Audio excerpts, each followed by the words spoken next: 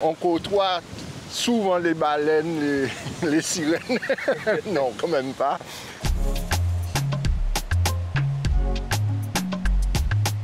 Alors, concernant la vie à la Désirade, moins de stress. On est très connecté à la nature. C'est vrai qu'on est sur une île où l'activité est surtout tournée vers la pêche. On a la pêche au DCP, la traîne. Ensuite, il y a la pêche au filet, il y a les casiers. Il y a aussi la pêche traditionnelle à la ligne. La pêche des petits, c'est surtout une passion. Je suis allé au lycée de Blanchette. En 2 ans, j'ai déjà mon capitaine 2 ans. Donc la journée type d'un pêcheur, en général, on part entre 4h, 4h30, 5h du matin et on revient jusqu'à des fois la nuit tombée. Alors, les poissons qu'on pêche, nous, ceux qui tombent, marlin, la dorade, tasard. C'est un métier, c'est soit on aime, soit on ne peut pas être marin. On ne peut pas être marin à demi-mesure. De père en fils, la tradition se perpétue.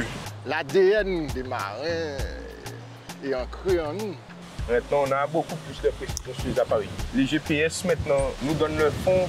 Maintenant, on a les moulinets pour traîner. Et avant, il n'y avait pas ce genre d'appareil.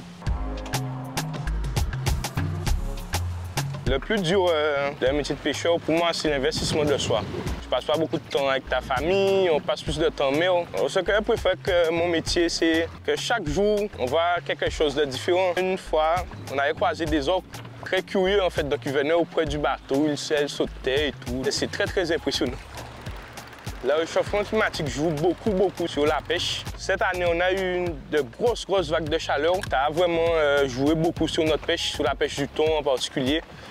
Une anecdote qui me revient, une fois, il y avait un jour de beau temps, la mer calme et tout. D'un seul coup, le temps il s'est mis à changer, vraiment très mauvais. Il y a une vague qui s'est cassée dans le bateau et du coup, on a failli chavirer. On est passé à 2 doigts du drame.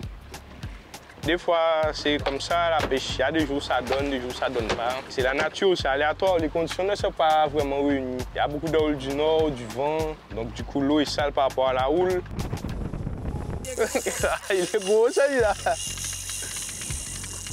Ça peut être un requin ou bien un gros tasard.